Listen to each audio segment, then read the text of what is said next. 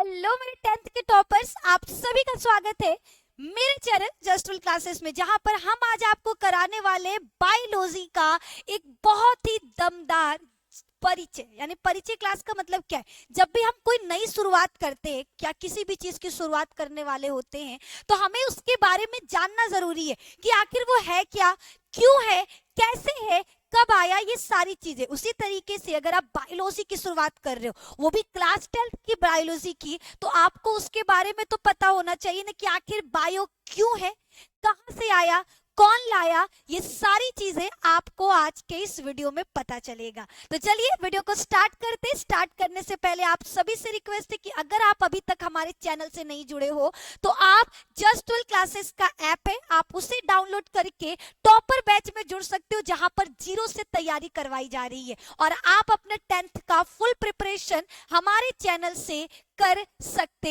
हैं। तो 10th वाले स्टूडेंट तैयार हो जाओ। अब वीडियो को ज्यादा लेट नहीं करते, आगे बढ़ते हैं और जानते हैं आखिर ये जीव विज्ञान है क्या। तो जीव विज्ञान, जिसको अंग्रेजी में बायोलॉजी कहते हैं, लेकिन biology it's not correct pronunciation. Biology नहीं होता है, अंग्रेजी में बोला जाता है बायोलॉजी। तो पहले हमको अपना बोलने का तरीका चेंज करना होगा कि वो बायोलॉजी नहीं है बल्कि ये एक बायोलॉजी है। अब बात करते हैं कि जीव विज्ञान है क्या। तो जीव विज्ञान, जैसे हमारा साइंस है, साइंस को 3 भागों में बांटा गया, फिजिक्स, केमिस्ट्री और तीसरा हमारा है बायोलॉजी। तो जीव विज्ञान एक तरीके से विज्ञान की ही शाखा है। तो अगर कोई पूछे कि जीव विज्ञान क्या है, तो आप बोलोगे जीव विज्ञान विज्ञान की वह शाखा है जिसके अंतर्गत समस्त सजीवों यानी सभी जीवों के बारे में, जीवधारियों के बारे में अध्ययन किया जाता है। यानी अगर बायोलॉजी की बात की जा रही है तो biology is a branch of science, यानी ये साइंस का एक ब्रांच है जिसमें हम लोग जीवों के बारे में पढ़ते हैं। यानी जो जीवित है, जो अलग अलग तरीके से अपने आप को जीवित रहने के लिए जैविक प्रक्रियाएं करते हैं, उनके बारे में अध्ययन करना ही जीव विज्ञान कहलाता है। और ये जीव विज्ञान, बायोलॉजी शब्द देने वाले वैज्ञानिक का नाम था लैमार्क तथा ट्रेविरेनस। ठीक है, लैमार्क फ्रांस के वैज्ञानिक थे, वहीं पर ट्रेविरेनस जर्मन के वैज्ञानिक थे। इन दोनों ने ही एक शब्द दिया जिसका नाम रखा गया जीव विज्ञान यानी बायोलॉजी। अब बात जीव विज्ञान की तो हो गई। जीव विज्ञान, जिसको बायोलॉजी कहते हैं, ये 2 शब्दों से मिलकर बना है, बायो प्लस लॉगस या फिर लॉजी। ठीक है, ये आपका 2 चीजों से मिलकर बना है, बायो प्लस लॉजी। बायो का मतलब होता है जीवन, जीवित, सजीव, वहीं पर लॉजी यानी लॉगस का मतलब होता है अध्ययन। तो आप बोल सकते हो सजीवों का अध्ययन ही बायोलॉजी है। अब सजीव किसे कहेंगे? सवाल, मैम आप ये तो बोल रही हो कि हम विज्ञान की जिस शाखा में सजीवों के बारे में पढ़ते हैं, ऐसे जीवों के बारे में पढ़ते हैं जो जैविक प्रक्रियाएं करते हैं, उन्हें ही सजीव कहा जाता है। लेकिन ये सजीव है कौन और वो कौन सी जैविक प्रक्रियाएं करती हैं? तो जितने भी सजीव है, जो जीवित है, वो कौन कौन सी प्रक्रिया? श्वसन की प्रक्रिया, वृद्धि यानी वो जीने के लिए सांस लेते हैं, वो अपने अंदर वृद्धि यानी वो अगर आप इतने बड़े उनको छोड़े ना, तो समय के साथ वो अपनी लंबाई में वृद्धि करेंगे। पोषण, वो जीने के लिए खाना खाएंगे, वो खाने के बाद उसे पचाएंगे और उसे शरीर से बाहर भी निकालेंगे और फिर अपनी पीढ़ी को बनाने के लिए अपने जैसे संतान भी उत्पन्न करेंगे, जिसे प्रजनन कहा जाता है। यानी एक जीव जिसे सजीव कहेंगे, सजीव वे जीव होते हैं जो अनेक प्रकार की जैविक प्रक्रियाएं जैसे श्वसन, वृद्धि, पोषण, पाचन, उत्सर्जन, प्रजनन आदि करते हैं। सवाल कि मैम ये सारी चीजें करता कौन है? तो ये मनुष्य। हमको जीने के लिए सांस लेना होता है, हमको जीने के लिए खाना खाना होता है, लेकिन बाकी जंतु, बाकी तो कोई नहीं कर रहा। तो आपको याद रखना है कि ये हमारे सजीव हैं। अब सजीव में आपका आ जाएगा मनुष्य, यानी हम, चाहे लड़का लड़की, दादा दादी, ये सब सजीव है। उनके बाद फिश, पक्षियां, पेड़, ये सारी चीजें किस में आते हैं? सजीव में आते हैं। इसको आपको याद रखना है। आगे की तरफ बढ़ेंगे, क्या पौधे सजीव होते हैं? ठीक है, क्या पौधे, क्योंकि देखो हमने क्या बोला, सजीव वही जो सांस लेता है। चलो हम सांस लेते हैं, क्या पौधे भी सांस लेते हैं? जी हाँ, पौधे भी सांस लेते हैं। क्या पौधे भी खाना खाते हैं? जी हाँ, पौधे प्रकाश संश्लेषण के द्वारा भोजन बनाते भी हैं और उसे ग्रहण भी करते हैं। क्या से नए जीवों का निर्माण करते हैं। हाँ, एक पौधे से फूल बनता है, एक पौधे से फल बनता है, ये सारी चीजें भी तो वो खुद ही बना रहा। तो हमारे पौधे श्वसन भी करते हैं, वृद्धि भी करते हैं, पोषण भी करते हैं और अपने शरीर से गोंद, रेजिन आदि रूपों में उत्सर्जित पदार्थों को भी शरीर से बाहर निकालते हैं और साथ ही साथ वो प्रजनन की क्रिया भी करते हैं, यानी वो जनन भी करते हैं, अपने समान संतान भी उत्पन्न करते हैं। आगे की तरफ बढ़ेंगे। आगे जीव विज्ञान की शाखाएं, यानी पूरे जीव विज्ञान को कितनी शाखाओं में बांटा गया है। तो हम जीव विज्ञान, बायोलॉजी, जिसमें हमने कहा कि सजीवों के बारे में पढ़ते हैं, इसको दो शाखाओं में बांट सकते हैं। पहला जंतु विज्ञान, जिसे इंग्लिश में जूलॉजी कहते हैं, वहीं पर वनस्पति विज्ञान, जिसे बॉटनी कहा जाता है। ये जूलॉजी और ये बॉटनी, ठीक है। जंतु विज्ञान जीव विज्ञान की शाखा है। ये किसकी शाखा है? जीव विज्ञान की। ऐसी शाखा जिसमें सिर्फ और सिर्फ जंतुओं के बारे में पढ़ा जाता है, उसे जंतु विज्ञान कहते हैं। और इसके जनक अरस्तु है। जनक का मतलब जूलॉजी के फादर जिनको कहा जाता है, उनका नाम अरस्तु है। वहीं पर वनस्पति विज्ञान के फादर कहे जाते हैं थ्रियोफेस्टस। कौन कहा जाता है? थ्रियोफ्रेस्टस। इन्हें हम वनस्पति विज्ञान का जनक कहते हैं, फादर ऑफ बॉटनी। आगे की तरफ बढ़ेंगे। आगे आपका जीव विज्ञान में अरस्तु की किताब देखो। अरस्तु ऐसे ही किसी को फादर नहीं, जैसे आप लोग बहुत सारे बच्चे बोलते कि मैम आप बायोलॉजी की क्वीन हो, जबकि हम आपको मना करते कि ऐसा बिल्कुल नहीं है।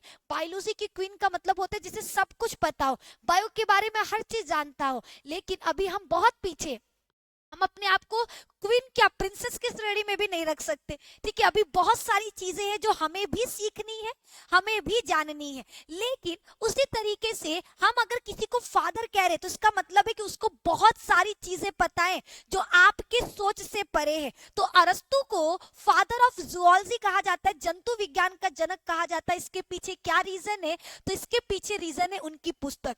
अरस्तु ने एक किताब लिखा, उन्होंने अपनी पुस्तक प्रकाशित की। उस पुस्तक का नाम था हिस्टोरिया एनिमेलियम। और आपको बता दें, इस पुस्तक में लगभग 500 प्रकार के जंतुओं का वर्णन किया गया, यानी लगभग 500 से ज्यादा जंतु का वर्णन उस किताब में किया गया है। इसीलिए इन्हें जंतु विज्ञान का जनक कहते हैं। वहीं पर हमने बताया कि वनस्पति विज्ञान, जिसमें हम लोग केवल पेड़ पौधों के बारे में पढ़ते हैं, उसके जनक थे थ्रियोफेस्टस। तो सवाल, इन्हें क्यों बनाया गया? तो इन्होंने भी अपनी एक पुस्तक प्रकाशित की। इनके पुस्तक का नाम था हिस्टोरिया प्लांटेरम, जिसमें इन्होंने 500 प्रकार के पौधों का वर्णन किया, 500 पौधों के बारे में बताया। इसीलिए इन्हें वनस्पति विज्ञान का जनक कहा जाता है। तो आपको दो, जूलॉजी के जनक अरस्तु और वनस्पति विज्ञान के जनक थ्रियोफेस्टस, इन दोनों का नाम याद रखना है। साथ ही विज्ञान की और भी शाखाएं हैं जिनके अलग अलग जनक है, जिसमें से जीव विज्ञान के जनक अरस्तु, याद रखना। जीव विज्ञान, बायोलॉजी के भी जनक अरस्तु कहे जाते हैं और जंतु विज्ञान के जनक भी अरस्तु कहे जाते हैं। दोनों के जनक कौन है? अरस्तु। वहीं पर अगर बात करें वनस्पति विज्ञान की, तो वनस्पति विज्ञान के जनक का नाम है थ्रियोफेस्टस, याद रखिएगा। वहीं पर चौथा हमारा है कोशिका विज्ञान। कोशिका विज्ञान के जनक के रूप में जाने जाते हैं रॉबर्ट हुक। कोशिका विज्ञान के जनक कौन है? रॉबर्ट हुक कोशिका विज्ञान के जनक हैं। तो ये कुछ शाखाएं थी जिनके बारे में आपको पता होना चाहिए। बाकी आगे हम डिटेल में इन लोगों पर डिस्कस करेंगे। अब आगे बढ़ते हैं। एक जीवधारी की संरचना, यानी हमने बोला कि जीव जो सांस लेता है, खाना खाता है, प्रजनन करता है, उत्सर्जन करता है, परिवहन करता है, उन्हें जीव कहते हैं। लेकिन जीव बना किस चीज से होता है? एक जीव का निर्माण, जैसे दीवार का निर्माण ईंटों से होता है, वैसे ही एक जीव का निर्माण कोशिका से होता है। कोशिकाओं से ही मिलकर क्या बनता है? एक जीव बनता है। यानी एक कोशिका किसी जीव की इकाई है। सबसे छोटी इकाई कोशिकाएं आपस में मिलकर, जब एक ही प्रकार की कोशिकाएं, एक जैसा कार्य करने वाली, एक जैसी संरचना वाली कोशिकाएं आपस में मिलती हैं, तो किसका निर्माण होता है? टिश्यू का निर्माण होता है। वहीं पर ग्रुप ऑफ टिश्यू मिलकर ऑर्गन्स यानी अंग बनाते हैं और अंगों का समूह अंग तंत्र कहलाता है। वहीं पर अंग तंत्र आगे चलकर एक जीव का निर्माण करता है। यानी हमने क्या बोला? कोशिका एक जीव का निर्माण कोशिका से हुआ। जब एक ही प्रकार की, एक जैसी दिखने वाली और एक जैसी कार्य करने वाली कोशिकाएं आपस में मिलती हैं तो ऊतक का निर्माण करेंगी, ऊतक आपस में मिलकर अंग का निर्माण करेगा, अंग आपस में मिलकर अंग तंत्रों का निर्माण करेगा और अंग तंत्र से जीव का निर्माण होता है। ये हो गई एक जीवधारी की संरचना। आगे की तरफ जीवधारियों का वर्गीकरण।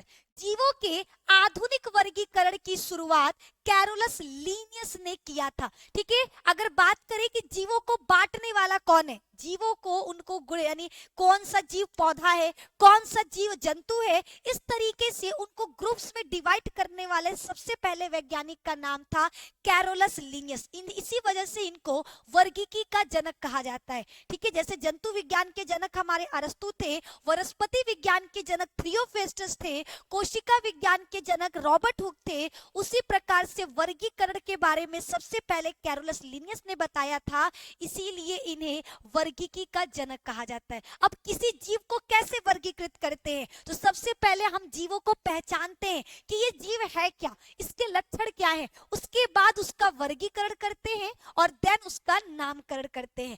कैरोलस लीनियस ने भी एक किताब लिखा, इनके किताब का नाम था सिस्टेमा नेचुरे। याद रखिएगा, कैरोलस लीनियस के द्वारा जो बुक दिया लिखा गया था उसका नाम था सिस्टेमा नेचुरा, जिसमें उन्होंने सभी जीवों के वर्गीकरण के लिए उन्हें दो भागों में विभाजित किया। कैरोलस लीनियस ने एक किताब लिखा जिसमें उन्होंने धरती पर पाए जाने वाले सभी जीव जंतु पौधों को दो भागों में बांटा। उन्होंने कहा धरती पर दो तरीके के जंतु निवास करते हैं, ये एक तो जंतु, दूसरा पादप। इन्होंने सभी जंतुओं को दो भागों में बांटा था, पादप जगत और जंतु जगत में। लेकिन आगे जैसे जैसे बढ़े उसमें चेंजेस आते रह गए, जैसे क्लासिफिकेशन बढ़ता गया।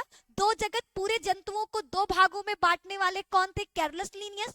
इन्होंने सभी जंतुओं को पादप और जंतु जगत में बांटा। फिर जैसे ही थोड़ा सा समय बीता, आगे हमारे अर्नस्ट हैकेल नामक वैज्ञानिक ने क्या किया, सभी जंतुओं को तीन भागों में बांटा। उन्होंने कहा धरती पर जितने भी जंतु हैं वो तीन प्रकार के हैं, पहला पादप है, दूसरा जंतु है और तीसरा प्रोटिस्टा, यानी जितने भी निम्न कोटि के जीव थे उन्होंने उसे प्रोटिस्टा जगत में रख दिया।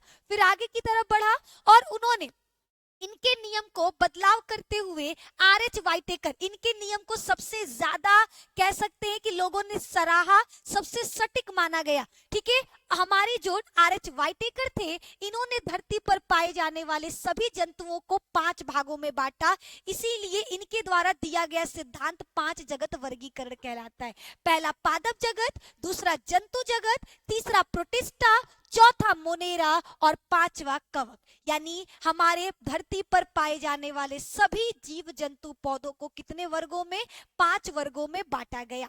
ये पांच भाग आपको याद रखने हैं कि जीव जंतुओं का वर्गीकरण पांच भागों में किया गया, पादप, जंतु, प्रोटिस्टा, मोनेरा और कवक। अब इन सब के बारे में भी चीजों को जान लिया जाए कि जीवधारियों का वर्गीकरण क्या था। तो इस जगत में सभी, पहली बात करेंगे मोनेरा की, तो इस जगत में सभी प्रोकैरियोटिक जीव अर्थात जीवाणु, साइनोबैक्टीरिया जिसको नीलहरित शैवाल कहते हैं, आर्कियोबैक्टीरिया सम्मिलित है। यानी हमारे जो आर.एच. वाइटेकर थे उन्होंने कहा कि धरती पर पांच तरह के जीव हैं। पहला ऐसे जीव जो एकदम निम्न कोटि के हैं, उनको उन्होंने किस जगत में रख दिया? मोनेरा। ये इसके अंदर जीवाणु, शैवाल, ये सारी चीजें आते हैं।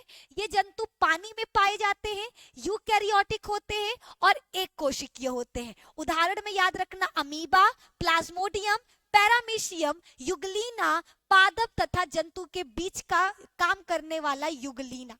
ठीक है, युगलीना याद रखना, युगलीना को पादप तथा जंतु के बीच की कड़ी मानी जाती है। ये लक्षण थे प्रोटिस्टा के। किसके लक्षण है? ये लक्षण आपके प्रोटिस्टा के हैं। आगे की तरफ बढ़ेंगे पादप।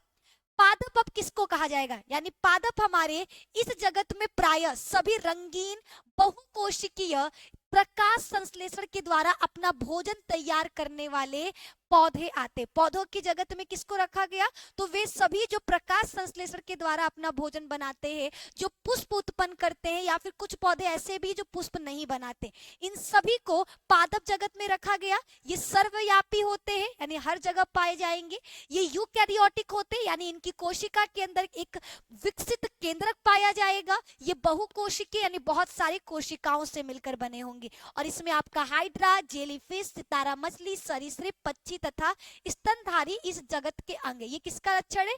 जंतु का। ये पादप के लक्षण और ये हमारे जंतु के लक्षण। आगे की तरफ बढ़ेंगे, आगे आते हैं हमारा कवक। कवक के बारे में, यह जीव जो कवक होता है, ये एक विषमपोषी जीव होता है जो पोषण के लिए सड़े गले कार्बनिक पदार्थों पर निर्भर करता है।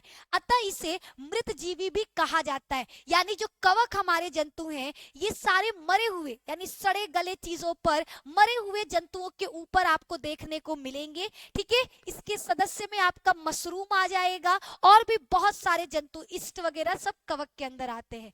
आगे की तरफ बढ़ेंगे, अब आते हैं कुछ सवाल। ठीक है, अभी तक में हमने आपको जितना पढ़ाया उससे कुछ सवाल भी हो जाए। निधि मैम की क्लासेस ऐसे ही नहीं कि केवल आएंगे और कथा सुना के चले जाएंगे, ना हो, ऐसे नहीं क्लास लेंगी। हम आपको पूरा डेटा देंगे, उसके बाद उससे जुड़ा हुआ सवाल कराएंगे। जैसे जीव विज्ञान का पिता किसे कहा जाता है? तो आप बताओ, जीव विज्ञान का पिता क्या चार्ल्स डार्विन है, क्या लिनियस है, या अरस्तु है, या मेंडल है? जरा बताइए कि जीव विज्ञान के पिता कौन है? तो आपका जवाब रहेगा, जीव विज्ञान के पिता का नाम है अरस्तु।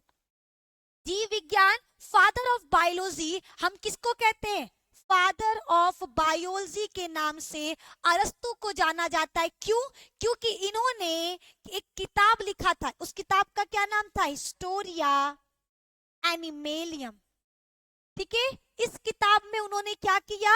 इस किताब में उन्होंने 500 जानवरों का वर्णन किया, यानी 500 जानवरों के बारे में बताया, 500 जानवरों का वर्णन किया। ये आपको याद रखना है। अब बढ़ते हैं अपने दूसरे सवाल की तरफ। सेकंड क्वेश्चन है, वनस्पति विज्ञान के जनक। अभी हमने आपसे पूछा कि जंतु विज्ञान के जनक कौन है, तो आपका जवाब था अरस्तु। जरा बताइए, जो विज्ञान की दूसरी शाखा वनस्पति विज्ञान है, उसके जनक कौन है?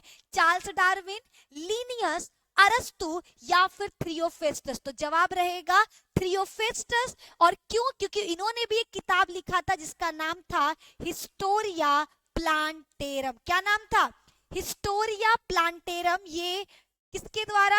आपका थियोफेस्टस के द्वारा लिखित किताब है, जिसमें इन्होंने 500 पौधों के बारे में वर्णन किया था। कितने? 500 पौधों के बारे में वर्णन किया था, इसीलिए इन्हें वनस्पति विज्ञान का जनक कहा जाता है। अब बढ़ते हैं अपने दूसरे सवाल की तरफ। सेकंड नेक्स्ट क्वेश्चन है, निम्नलिखित में से किस किताब में थियोफेस्टस ने 500 प्रकार के पौधों का वर्णन किया?